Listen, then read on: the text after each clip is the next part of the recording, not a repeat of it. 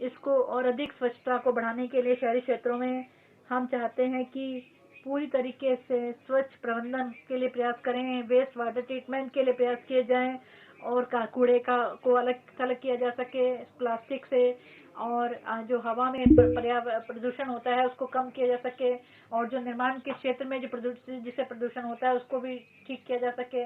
और जो इसके लिए डंप साइट जो है स्वच्छ भारत मिशन में इसको लागू किया जाएगा। इसके लिए कुल वित्तीय आवंटन होगा 1,47,678 करोड़ का 5 वर्ष के लिए। 2020-21 से ये कार्यक्रम शुरुआत की जाएगी। क्लीन जल स्वच्छ वायु हो, क्योंकि पर्यावरण दूषित होता है, उसके लिए 2,217 करोड़ रुपए 43 शहरी क्षेत्रों के लिए रखे जाएंगे जो हमारी जनसंख्या है इस क्षेत्र में। और जो स्क्रैप की इसके लिए माननीय अध्यक्ष जी हम अलग से नीति का घोषणा करेंगे, जो स्क्रैपिंग नीति है, ताकि जो पुराने जो हमारे कूड़ा कचरा है उसको, इससे जो ईंधन है वो ईंधन हमारा जो है पर्यावरण के अनुरूप होगा, और कचरा जो है और हम तेल का जो आयात करते हैं उसके खर्च में कमी आएगी। और इसके लिए फिटनेस टेस्ट होगा, व्हीकल का वाहनों का फिटनेस टेस्ट होगा। 20 वर्ष के बाद अगर वाहन है, और 15 वर्ष जो वाणिज्यिक वाहन है उनके 15 साल, और बाकी दूसरे निजी वाहनों के लिए 20 साल। इसके लिए मंत्रालय कदम उठाएगा। वैक्सीन, नई कोकन वैक्सीन जिसका भारत में बनाया गया है, और जो 5 राज्यों में, जो सारे देश में जिसका इस्तेमाल किया जाएगा। 50,000 बच्चों की जो मृत्यु हो जाती है उसको रोका जा सकेगा। माननीय अध्यक्ष जी, मैंने 35,000 करोड़ रुपए का आवंटन किया है कोविड-19 वैक्सीन के लिए इस वर्ष 2020-21 में। Further funds, मैं यदि आवश्यकता होगी तो और भी निधियां उपलब्ध कराऊंगी। जहां तक बजट परिव्यय का संबंध है, स्वास्थ्य और कल्याण के लिए यह 2,23,846 करोड़ रुपए रखा गया है, और इसके अनुसार यह 2021 में जैसा कि हमने देखा है कि जो भी था केवल 94,452 करोड़ का था, और यह वृद्धि होगी लगभग 127% की, और इसी की जो विवरण है वह अनुबंध 1 और 2 में दिए गए हैं। माननीय अध्यक्ष महोदय, अब मैं दूसरी बात पर जाती हूं जो कि वित्तीय परिव्यय और ढांचागत विकास के संबंध में है। आत्मनिर्भर भारत जो उत्पादन से संबंधित लिंक परियोजना है, इस संबंध में मैं आपके सामने बहुत ही दबाव देकर यह कहना चाहती हूं। जहां तक 5 ट्रिलियन अर्थव्यवस्था का संबंध है और विनिर्माण क्षेत्र का संबंध है, इसके लिए विनिर्माण को दुगने अंक पर बढ़ना होगा। जहां तक विनिर्माण कंपनियां हैं, उन्हें बहुत ही अभिन्न अंग बनाना होगा विश्व स्तर पर आगे बढ़ने के लिए, और साथ ही साथ प्रतिस्पर्धा में आगे बढ़ाना होगा, ताकि सभी प्रकार की PIL योजनाएं हैं वहां पर विश्व के साथ प्रतिस्पर्धा कर सके आत्मनिर्भर भारत बनने के लिए। और यह 13 क्षेत्रों में दिए गई है, और भारत सरकार ने इसके लिए 1.97 करोड़ रुपए 5 वर्ष की अवधि के लिए दी गए हैं, जिसकी आरंभ इसी वर्ष से होगा। इसके साथ ही हमें स्वास्थ्य और हमारे जो मूलभूत क्षेत्र हैं उसमें हमें विश्व स्तर पर हम उभरेंगे, और हमारे युवाओं को इससे रोजगार भी मिलेगा। जहां तक कपड़ा का संबंध है, टेक्सटाइल का संबंध है, मैं कहना चाहती हूं कि विश्व स्तर पर हम चाहते हैं कि प्रतिस्पर्धा करें। इसके लिए बहुत ज्यादा निवेश की आवश्यकता है, और इसके लिए एक योजना है मेगा निवेश टेक्सटाइल पार्क। यह शुरू किया जाएगा PIL योजना के अतिरिक्त, और इसके माध्यम से विश्व स्तर का ढांचागत विकास किया जाएगा, और इसमें ऐसी सुविधाएं दी जाएंगी जिससे कि विश्व स्तर के जो चैंपियन हैं वह निवेश में हम उनको बढ़ा सकें। 7 ऐसे पार्कों की स्थापना की जाएगी 3 वर्ष के भीतर। लेकिन जहां तक ढांचागत विकास का संबंध है, राष्ट्रीय ढांचागत पाइपलाइन जिसकी घोषणा मैंने दिसंबर 2019 में की थी, वह अपने आप में एक अलग प्रकार की योजना थी। पूरी जो सरकारी योजना है जो कि भारत सरकार द्वारा की गई है, NIP, इसकी 6,805 परियोजनाओं के साथ शुरू की गई थी। यह परियोजनाएं जो पाइपलाइन है, यह 7,400 योजनाओं तक फैली है। लगभग 217 जो परियोजनाएं हैं जो कि 1.10 लाख करोड़ के हैं। कुछ मूलभूत परियोजनाओं के और मंत्रालय के तहत उनको पूरा कर दिया गया है। यह जो हम एक विशेष लक्ष्य लेकर चले हैं और यह सरकार पूरी तरह प्रतिबद्ध है कि वह आगामी वर्षों में से पूरा करेगी और इसमें बहुत ज्यादा हमें निधियां चाहे सरकारी और वित्तीय क्षेत्र से मिलेंगे। इस वर्ष के बजट में मैं प्रस्ताव करती हूं कि मैं कठोर कदम उठाऊंगी। यह 3 तरीके से काम किया जाएगा। पहला काम किया जाएगा कि मैं संस्थागत ढांचागत विकास करूंगी और मैं जो आस्तियां हैं उनका विमुद्रीकरण करूंगी और साथ ही साथ जो खर्च है वह केंद्रीय और राज्य बजट में उसको भी बढ़ाऊंगी। लेकिन जहां तक ढांचागत नेम है, वह लंबी अवधि के जो इसमें वित्त है वह पेशेवर रूप से इनका प्रबंधन किया जाता है और इसमें संस्थागत चीजों का विकास करना होगा। इसे परंतु के रूप में लाकर हम एक ऐसा काम करेंगे जिससे हम बेहतर रूप से काम करें और इसके अनुसार मैं एक ऐसा विधेयक लेकर आऊंगी ताकि हम ऐसे संस्थानों को विकसित कर सके और इसके लिए मैंने 20,000 करोड़ रुपए आवंटित किए हैं इस संस्थान के लिए। और हमारी महत्वाकांक्षा यह है कि हम एक ऐसी पोर्टफोलियो बनाएं जिसमें 5 लाख करोड़ इस BFI के लिए दिए जाएं और यह 3 वर्ष के भीतर दिया जाएगा। जहां तक चीजों का संबंध है जिसमें कि हम इसमें ध्यान देंगे कि किस प्रकार से हम इसमें आगे करें और इसमें यह सब काम करके हम यह काम करेंगे महोदय। इसके माध्यम से जो ऐसी जो चीजें हैं उनका विकास किया जाएगा और साथ ही साथ हम जो रियल एस्टेट क्षेत्र में है उसको भी हम काफी बढ़ा देंगे। लेकिन जहां तक आस्ति विमुद्रीकरण का संबंध है, इस संबंध में आपको कहना चाहती हूँ कि यह एक बहुत ही महत्वपूर्ण वित्त पोषण विकल्प है एक नई आस्तियों के लिए। मैं एक संभावित ब्राउनफील्ड अवसंरचना आस्तियों की एक राष्ट्रीय मुद्रीकरण पाइपलाइन लॉन्च की जाएगी। एक आस्ति मुद्रीकरण डैशबोर्ड की प्रगति को ट्रैक करने के लिए और निवेशकों को देखने की सुविधा प्रदान करने के लिए सृजित किया जाएगा। मुद्रीकरण की दिशा में कुछ महत्वपूर्ण उपाय निम्नलिखित हैं। नंबर 1, भारतीय राष्ट्रीय राजमार्ग प्राधिकरण और PGCIL में से प्रत्येक ने एक INVIT प्रायोजित की है जो अंतर्राष्ट्रीय तथा घरेलू संस्थागत निवेशकों को आकर्षित करेगी। 5,000 करोड़ रुपए के अनुमानित उद्यम मूल्य के साथ प्रचलित हो रही 5 सड़कें NHAI INVIT को अंतरित की जाएगी। इसी तरह 7,000 करोड़ रुपए की ट्रांसमिशन आस्तियां PGCIL INVIT के लिए अंतरित की जाएंगी। रेलवे समर्पित भाड़ा कॉरिडोर आस्तियों को चालू होने के पश्चात प्रचालन और रखरखाव के लिए मुद्रीकृत करेगा। विमानपत्तनों का आगामी लॉट प्रचालनों और प्रबंधन रियायत के लिए मुद्रीकृत किया जाएगा। अन्य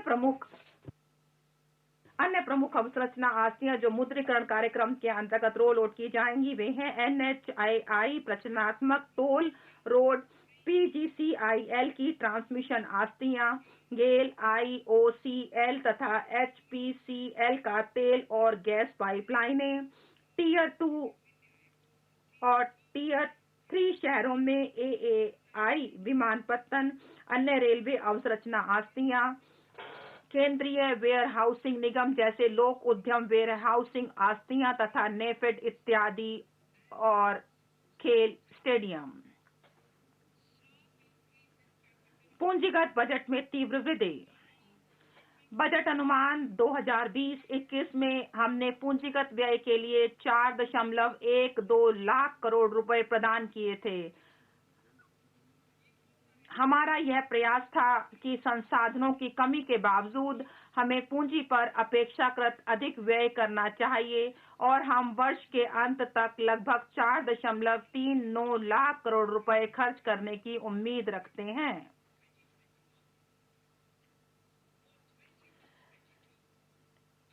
– 2021-22 के लिए मैं पूंजीगत वृद्धि में तीव्र वृद्धि का प्रस्ताव करती हूं और इस प्रकार 5.54 लाख करोड़ रुपए प्रदान किए गए हैं, जो 2021 के बजट अनुमान से 34.5% अधिक है। इसका मैंने परियोजनाओं, कार्यक्रमों, विभागों के लिए प्रदान किए जाने वाले आर्थिक कार्य विभाग के बजट शीर्ष में 44,000 करोड़ रुपए से अधिक राशि रखी है, जो पूंजीगत व्यय पर अधिक प्रगति दर्शाती है और अधिक निधियों की आवश्यकता है। इस व्यय के अतिरिक्त हम राज्यों और स्वायत्त निकायों को उनके पूंजीगत व्यय के लिए 2 लाख करोड़ रुपए से अधिक की राशि भी प्रदान करेंगे। हम अवसंरचना के सृजन पर अपने बजट में अधिक खर्च करने के लिए राज्यों को प्रेरित करने के लिए विशिष्ट तंत्र भी तैयार करेंगे।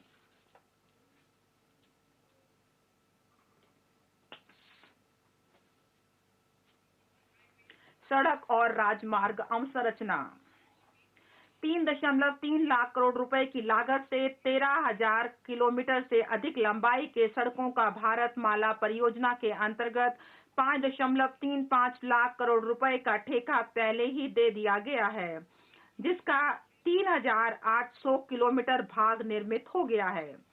वर्ष 2022 तक हम दूसरे 8,500 किलोमीटर का ठेका देंगे और राष्ट्रीय राजमार्ग गलियारों के 11,000 किलोमीटर को पूर्ण करेंगे। सड़क अवसंरचना को और बढ़ाने के लिए और अधिक आर्थिक कॉरिडोर की भी योजना बनाई जा रही है। कुछ इस प्रकार है। 1.03 लाख करोड़ रुपए के निवेश से तमिलनाडु राज्य में 3500 किलोमीटर के राष्ट्रीय राजमार्ग निर्माण करेंगे। इनमें मदुरई कोल्लम कॉरिडोर, चित्तूर थेचूर कॉरिडोर शामिल हैं और निर्माण कार्य आगामी वर्ष से प्रारंभ होगा।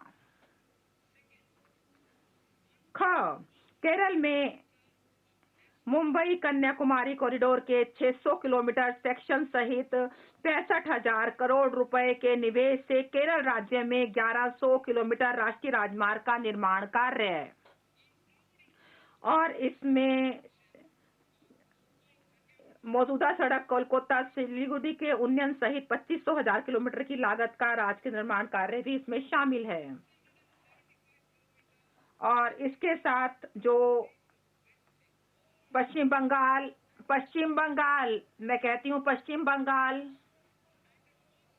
कोलकाता सिलीगुड़ी के उन्नयन सहित 25,000 करोड़ की लागत से पश्चिम बंगाल राज्य में 675 किलोमीटर राजमार्ग का निर्माण कार्य है।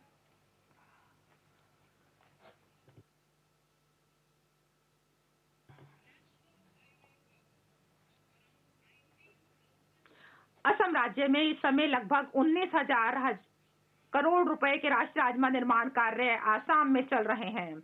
इसके अतिरिक्त राष्ट्रीय राजमार्गों के 1300 किलोमीटर से अधिक को कवर करते हुए 34,000 करोड़ रुपए से अधिक के निर्माण कार्य आगामी 3 वर्षों में राज्य में निष्पादित किए जाएंगे। कुछ फ्लैगशिप कॉरिडोर और अन्य महत्वपूर्ण परियोजनाएं जिनमें 2021-22 में पर्याप्त कार्यकलाप दिखाई देंगे, अनुबंध 2 में दी गई हैं। मेरे भाषण के मैं सड़क परिवहन और राजमार्ग मंत्रालय के 1,18,101 करोड़ रुपए का बढ़ा हुआ 1,18,101 करोड़ रुपए का बढ़ा हुआ परिव्यय भी प्रदान कर रही हूं, जिसमें से पूंजी के लिए 1,08,230 करोड़ रुपए हैं, जो अब तक का सर्वाधिक है। रेलवे अवसंरचना। माननीय अध्यक्ष महोदय, भारतीय रेलवे ने भारत के लिए एक राष्ट्रीय रेल योजना 2030 तैयार की है। इस योजना को 2030 तक भविष्य के लिए तैयार रेलवे तंत्र सृजित करना है। हमारे उद्योगों के लिए परिवहन लागत को कम करना मेक इन इंडिया को समर्थ बनाने के लिए हमारी रणनीति का मुख्य बिंदु है। यह संभावना है कि पश्चिम समर्पित भारत कॉरिडोर और पूर्वी समर्पित कॉरिडोर जून 2022 तक चालू हो जाएगा। निम्नलिखित अतिरिक्त पहल प्रस्तावित हैं। 2021-22 में पूर्वी डीएफसी का सोननगर गोमो खंड 263.7 किलोमीटर पीपीपी मोड में शुरू किया जाएगा और यह इस वर्ष शुरू किया जाएगा। 274.3 किलोमीटर का गोमो दानकुन्नी खंड भी इसके तत्काल बाद शुरू किया जाएगा। हम भावी कॉरिडोर परियोजना को निष्पादित करेंगे। नामतः खड़गपुर से विजयवाड़ा तक पूर्वी तट कॉरिडोर, भुसावल से खड़गपुर से दानकुनी तक पूर्वी पश्चिम कॉरिडोर और इटारसी से विजयवाड़ा तक उत्तर दक्षिण कॉरिडोर। प्रथम चरण में विस्तृत परियोजना रिपोर्टें निष्पादित की जाएंगी। विद्युतीकृत broad gauge route kilometre RKM 46,000 RKM अर्थात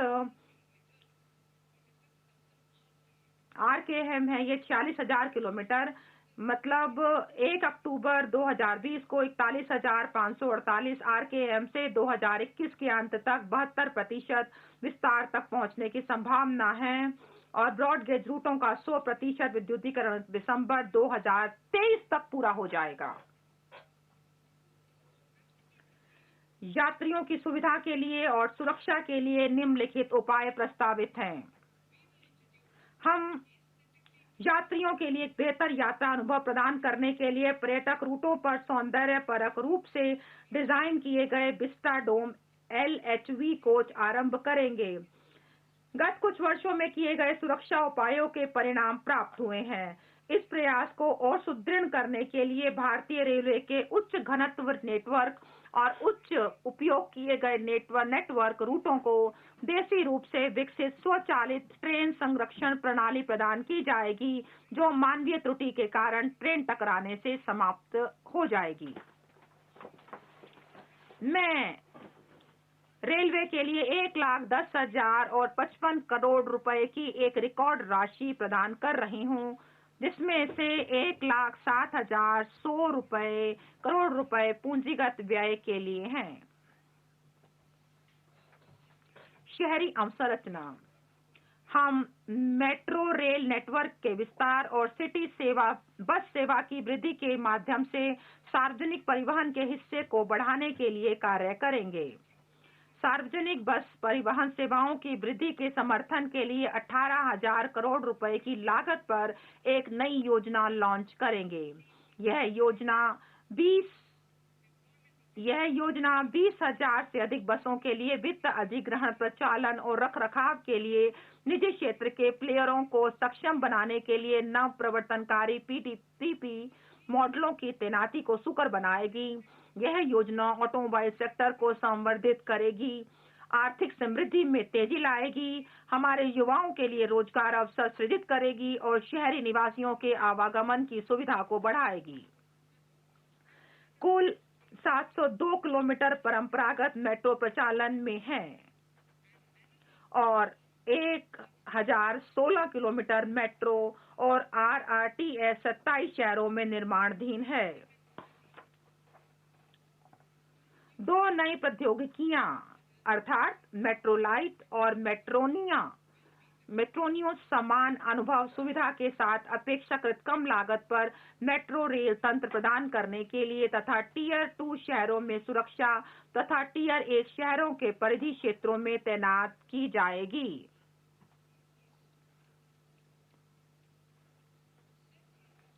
केंद्रीय हिस्से की धनराशि निम्नलिखित को दी जाएगी। कोची मेट्रो रेलवे फेज 2, जिसकी लंबाई 11.5 किलोमीटर और लागत 1,957.05 करोड़ रुपए होगी। चेन्नई मेट्रो रेलवे फेज 2, जिसकी लंबाई 118.9 किलोमीटर और लागत 63.246 करोड़ रुपए होगी। Bengaluru metro railway project phase 2A और 2B, जिसकी लंबाई 58.19 किलोमीटर और लागत 14,788 करोड़ रुपए होगी। नागपुर मेट्रो रेल परियोजना फेज 2 और नासिक मेट्रो, जिसकी लागत क्रमशः 5,976 करोड़ रुपए और 2,092 करोड़ रुपए होगी। विद्युत अवसंरचना।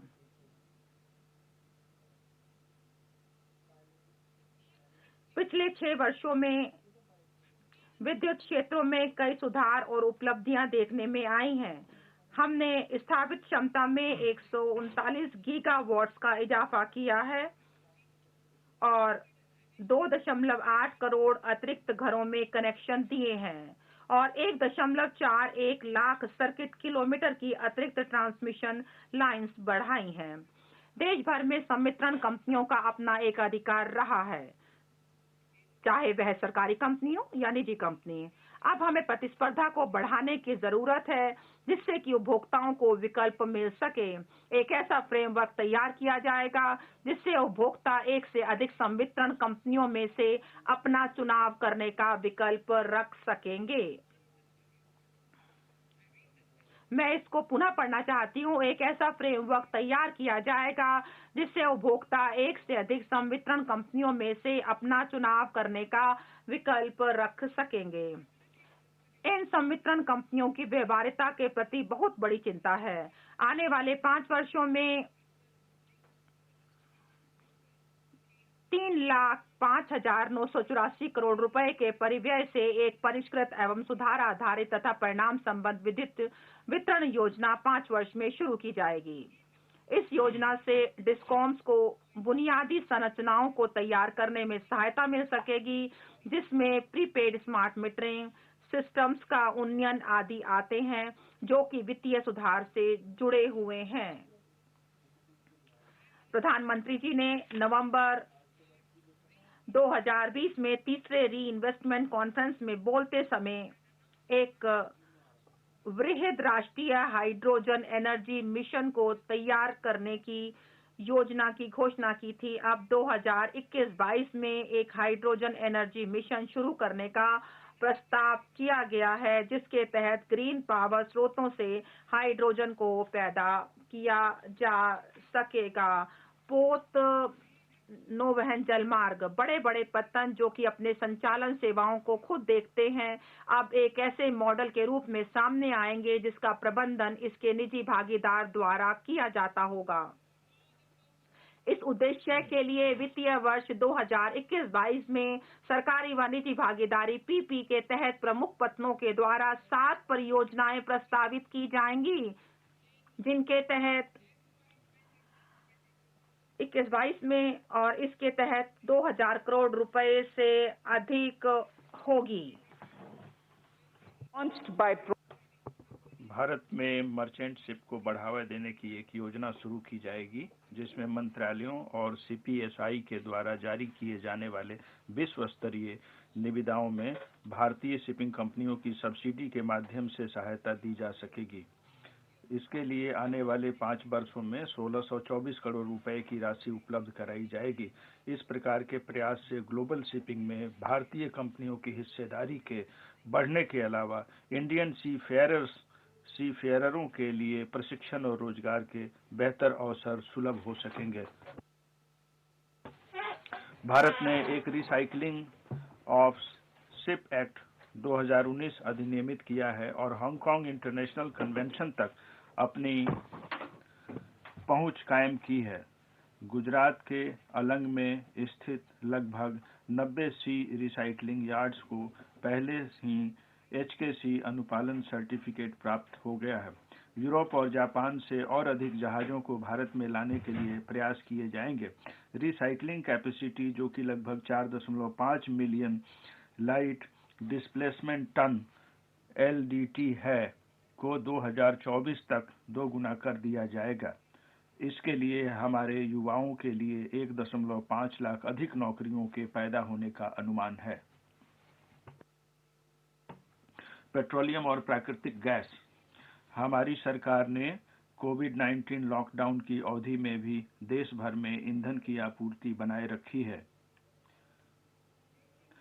लोगों के जीवन में इस क्षेत्र के अत्यंत महत्वपूर्ण स्थिति को देखते हुए निम्नलिखित प्रमुख कदमों की घोषणा की जा रही है।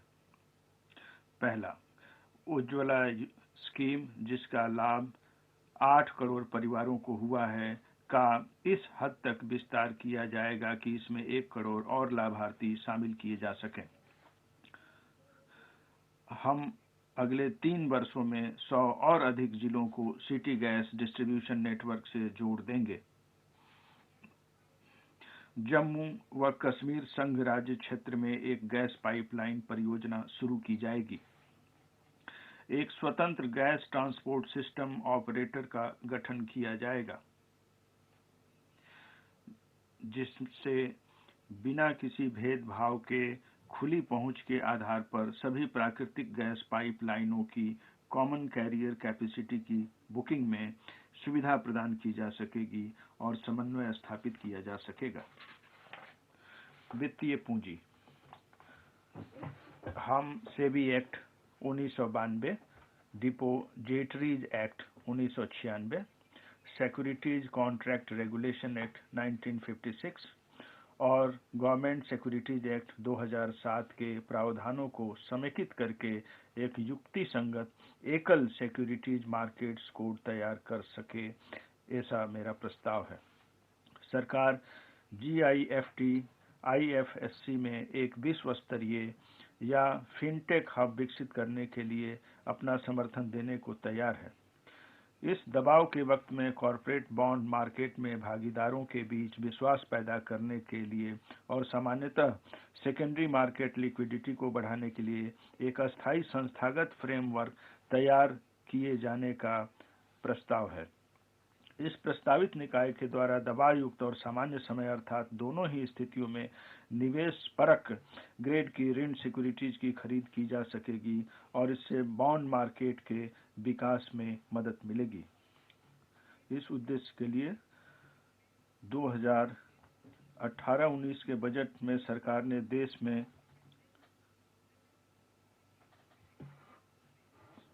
सोने के विनिमय को विनियमित करने के लिए एक व्यवस्था स्थापित करने की अपनी मंशा की घोषणा की थी। मैं प्रस्ताव करती हूं कि जो जितने वित्तीय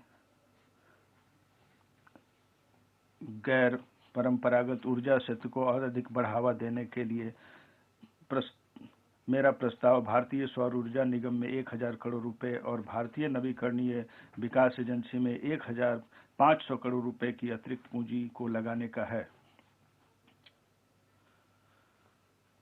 मैं बीमा क्षेत्र में FDI को बढ़ावा देने के लिए मेरा प्रस्ताव बीमा अधिनियम 1938 में संशोधन किए जाने का है, जिससे इसके लिए बीमा कंपनियों में अनुज्ञेय FDI सीमा को 49% से बढ़ाकर 74% की जा सके और सुरक्षा उपायों को अपनाते हुए विदेशी स्वामित्व और नियंत्रण को स्वीकृति दी जा सके।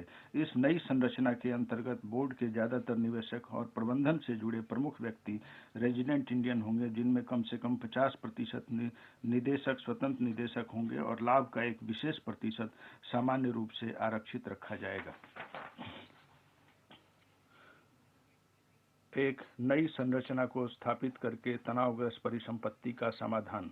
सार्वजनिक क्षेत्र के बैंक अपने संकटग्रस्त परिसंपत्ति के लिए उच्च स्तर का प्रावधान कर सके, इसके लिए ऐसे उपाय की जरूरत है जिससे बैंक के बही खाते ठीक हो सके। एक एसेट रिकंस्ट्रक्शन कंपनी लिमिटेड और एसेट मैनेजमेंट कंपनी का गठन किया जाएगा, जिससे वर्तमान के तनावग्रस्त ऋण को समेकित किया जा सके और उसे अपने हाथों में लिया जा सके। फिर उसके बाद उस परिसंपत्ति का वैकल्पिक निवेश कोष में निपटान किया जा सके और अन्य सक्षम निवेशकों को दिया जा सके ताकि उसका अंतिम मूल्य प्राप्त हो सके। पीएसबी का पुनर्पूंजीकरण। पीएसबी की वित्तीय क्षमता को और अधिक समेकित करने के लिए वर्ष 2021-22 में 20,000 करोड़ रुपए और का पुनः पूंजीकरण किए जाने का प्रस्ताव है। जमा बीमा। पिछले वर्ष सरकार ने बैंक ग्राहकों के लिए डिपॉजिट बीमा कवर को 1 लाख रुपए से बढ़ाकर 5 लाख रुपए तक कर दिए जाने के लिए अपनी मंजूरी दे दी थी। हम इसी सत्र में DICGC एक्ट 1961 में संशोधन करने का प्रस्ताव लाएंगे, जिससे कि इसके प्रावधानों को स्ट्रीमलाइन किया जा सके, ताकि यदि कोई बैंक अस्थायी रूप से अपने दायित्वों का निर्वहन करने में असफल हो जाता है, तो ऐसे बैंक में जमा करने वाले व्यक्ति आसानी से समय पूर्वक अपनी जमा राशि को इस सीमा तक प्राप्त कर सकें जिस सीमा तक वह बीमा कवरेज के अंतर्गत आती हो। इससे बैंक के उन जमाकर्ताओं को मदद मिल सकेगी जो कि इस समय तनावग्रस्त हैं।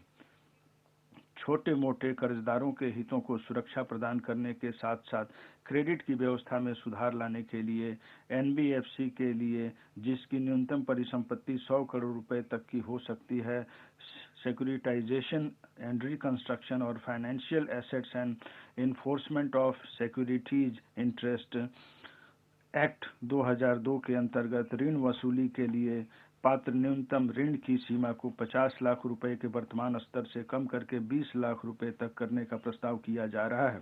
कंपनी मामले। कंपनी अधिनियम 2013 के अंतर्गत प्रक्रियागत और तकनीकी रूप से समन किए जाने वाले अपराधों को समाप्त किए जाने का काम अब पूरा हो गया है। अब हमारा प्रस्ताव लिमिटेड लायबिलिटी पार्टनरशिप एक्ट 2008 को अपराध मुक्त बनाने के लिए अगला कदम उठाए जाने का है। माननीय अध्यक्ष महोदय, मेरा कंपनी अधिनियम 2013 के अंतर्गत लघु कंपनियों की परिभाषा में संशोधन करने का प्रस्ताव है, जिसके तहत प्रदत्त पूंजी के लिए उसकी न्यूनतम सीमा थ्रेशोल्ड 50 लाख रुपए से अनधिक के स्थान पर 2 करोड़ रुपए से अनधिक तथा कारोबार की न्यूनतम सीमा को 2 करोड़ रुपए से अनधिक के स्थान पर 20 करोड़ रुपए से अनधिक किया जाए। इससे 2 लाख से अधिक कंपनियों को अपने अनुपालन संबंधी जरूरतों को पूरा करने में आसानी होगी। एक अन्य उपाय जिससे स्टार्टअप और अभिनवकर्ताओं को लाभ पहुंचेगा के रूप में मेरा प्रस्ताव यह है कि OPC को मंजूरी देते हुए एकल व्यक्ति कंपनी के निगमन को प्रोत्साहित किया जाए, जिससे कि प्रदत्त पूंजी और कारोबार पर बिना प्रतिबंध के वे अपना विकास कर सकें और उनको किसी भी समय अपना किसी भी अन्य प्रकार की कंपनी के रूप में बदलने की अनुमति दी जाए। OPC के गठन के लिए भारतीय नागरिक के रूप में उनके आवासन की सीमा को 182 दिन की रखी गई है, उसे 120 दिन की जाए और अनिवासी भारतीयों NRI को भारत में अपनी OPC स्थापित करने की अनुमति दी जाए। विवादों का तेजी से समाधान सुनिश्चित करने के लिए NCLT फ्रेमवर्क को मजबूत बनाया जाएगा, ई-कोर्ट सिस्टम को लागू किया जाएगा और MSME के लिए ऋण समाधान की वैकल्पिक व्यवस्था और विशेष फ्रेमवर्क को लागू किया जाएगा। आने वाले राजकोषीय वर्ष 2021-22 के दौरान हम data analytics, artificial intelligence, machine learning चालित MCA 21 वर्जन 3.0 शुरू कर रहे होंगे। इस वर्जन 3.0 में ई-स्क्रूटनी, ई-एडजुडिकेशन, ई-कंसल्टेशन और अनुपालन प्रबंधन के अतिरिक्त मॉड्यूल्स होंगे।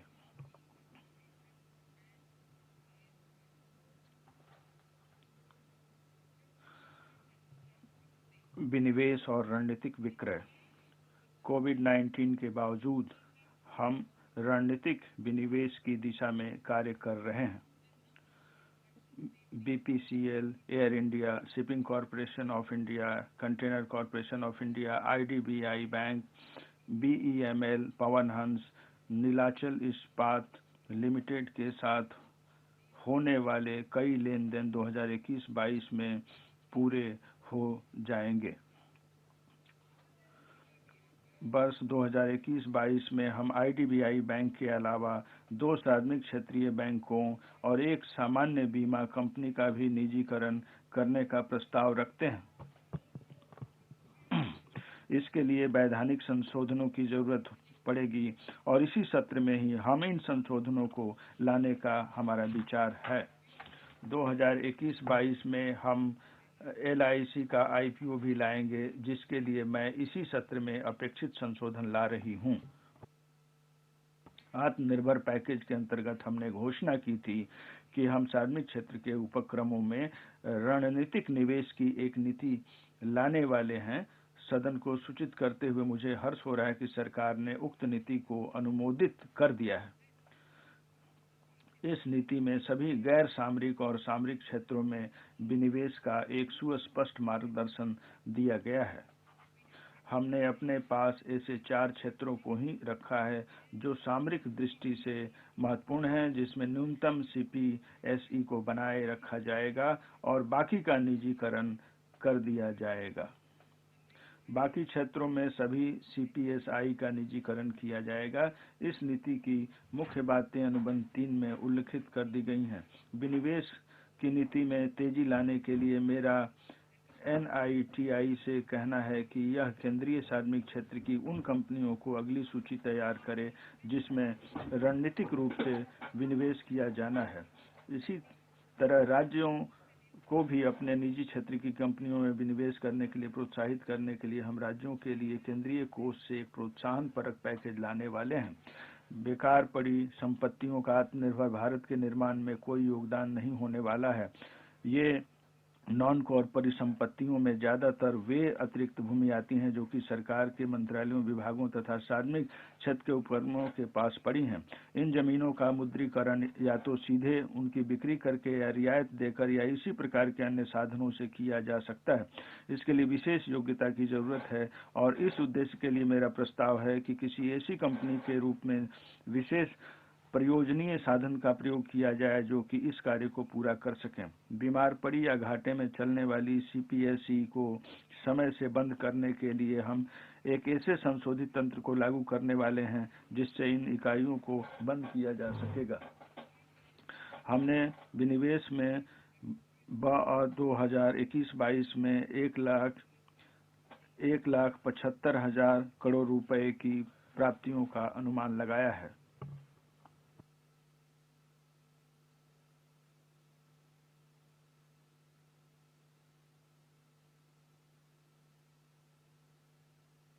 सरकारी वित्तीय सुधार treasury single account system TSA के अंतर्गत स्वायत्तशासी निकाय अपने वास्तविक खर्च के समय सरकार के खाते से अपना फंड सीधे निकाल सकते हैं। इससे ब्याज के रूप में आने वाली बचत लागत बच जाती है। हम 2021-22 से इस TSA सिस्टम को सर्वसुलभ रूप से लागू करने वाले हैं। 15वें वित्त आयोग की सिफारिश के आधार पर हमने केंद्रीय प्रायोजित योजनाओं को युक्ति संगत बनाने और इनकी संख्या को कम करने का विस्तृत कार्य किया है। इससे इनके परिव्यय को समेकित किया जा सकेगा और बेहतर परिणाम सामने आएंगे। सरकार बहुराज्य सहकारी समितियों के विकास के प्रति प्रतिबद्ध है और उनको हर तरह की सहायता देगी। सहकारी समितियों के लिए ईज ऑफ डूइंग बिजनेस को और अधिक सरल बनाने के लिए मेरा प्रस्ताव उनके लिए एक अलग से प्रशासनिक संरचना स्थापित करने का है।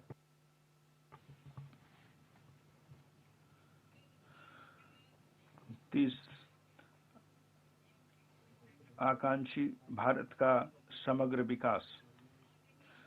माननीय अध्यक्ष महोदय, इस स्तंभ के नीचे हम कृषि और इससे संबंधित क्षेत्रों, कृषक कल्याण और ग्रामीण भारत, प्रवासी श्रमिकों और मजदूरों और वित्तीय समावेशन को कवर करने वाले हैं। कृषि सरकार किसानों को कल्याण के प्रति कटिबद्ध है।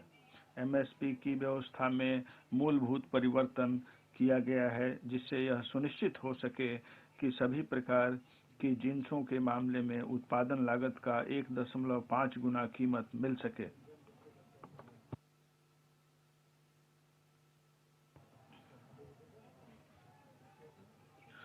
खरीद का कार्य भी अब तेजी से जारी है। इसके परिणाम स्वरूप किसानों को पर्याप्त भुगतान किए जाने के मामले में बढ़ोतरी हुई है। गेहूं के मामले में 2013-14 में किसानों को कुल 33,874 करोड़ रुपए का भुगतान किया गया था। माननीय अध्यक्ष महोदय, जो आंकड़े मैंने दी है वो सभी माननीय सदस्यों के लिए महत्वपूर्ण है। गेहूं के मामले में 2013-14 में किसानों को कुल 33,874 करोड़ रुपए का भुगतान किया गया था। 2019-20 में यह राशि 62,802 करोड़ रुपए थी और 2020-21 में स्थिति और भी अच्छी हुई तथा किसानों को कुल 75,060 करोड़ रुपए का भुगतान कर दिया गया है।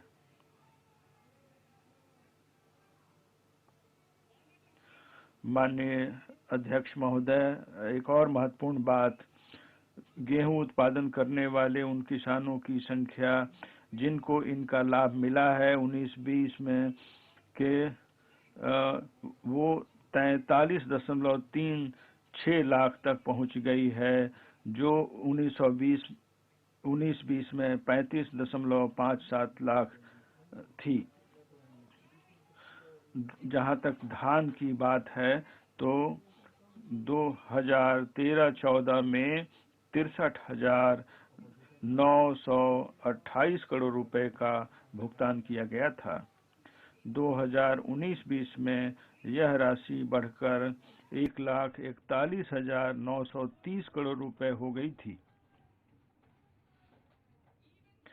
यहाँ तक कि 2020-21 में स्थिति और भी बेहतर हुई और इस अवधि में यह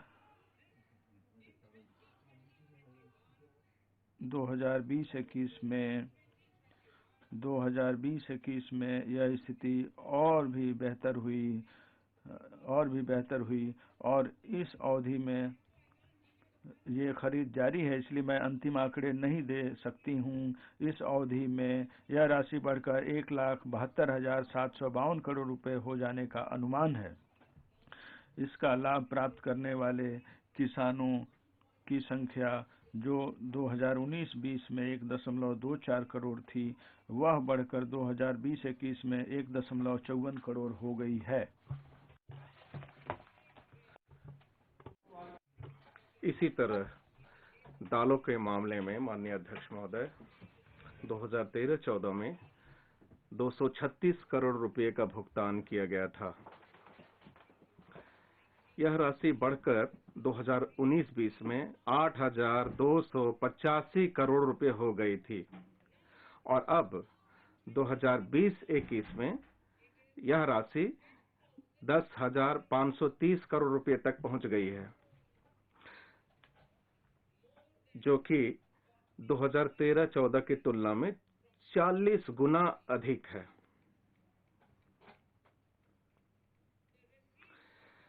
कपास के किसानों को मिलने वाली राशि में उल्लेखनीय वृद्धि हुई है, जो कि 2013-14 के 90 करोड़ रुपए से बढ़कर अब 27 जनवरी 2021 को 25,974 करोड़ रुपए हो गई है। इसका जो ब्यौरा है, मैं जो आंकड़े आपको दे रही हूँ वो 27 जनवरी 2021 के आंकड़े हैं और इसका 90 करोड़ रुपए जो 2013-14 में थे उसे 25,974 करोड़ रुपए कर दिया गया है। इसका ब्यौरा अनुबंध 4 में दिया गया है।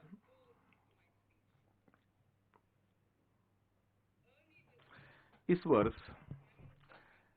के शुरू में ही माननीय प्रधानमंत्री जी ने एक स्वामित्व स्कीम शुरू की है।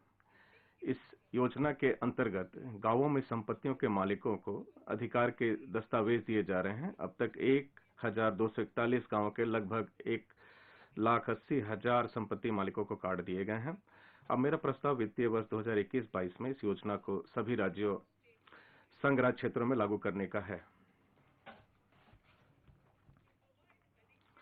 अपने किसानों को पर्याप्त ऋण सुलभ कराने के लिए हमने वित्तीय वर्ष 2022 में कृषि ऋण के लक्ष्य को बढ़ाकर 16.5 लाख करोड़ रुपए तक कर दिया है।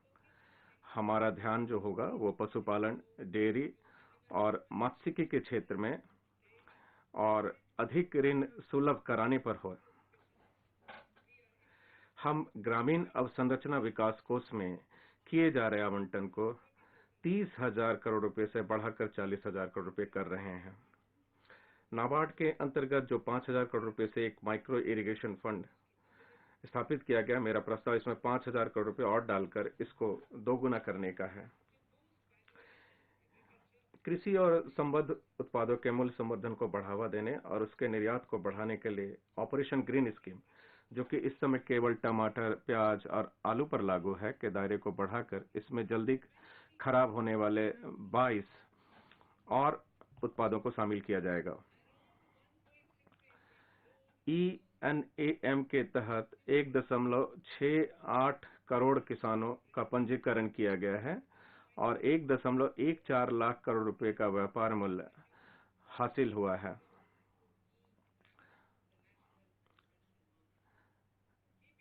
ENAM जो है से कृषि बाजार में जो पारदर्शिता और प्रतिस्पर्धा दिखने में आई है, उसको ध्यान में रखते हुए 1,000 और मंडियों को ENAM के अंतर्गत लाया जाएगा। माननीय अध्यक्ष महोदय, इसके साथ APMC कृषि अवसंरचना कोष की सुविधा प्रदान की जाएगी, जिससे वे अपनी बुनियादी सुविधाओं में वृद्धि कर सकेंगे।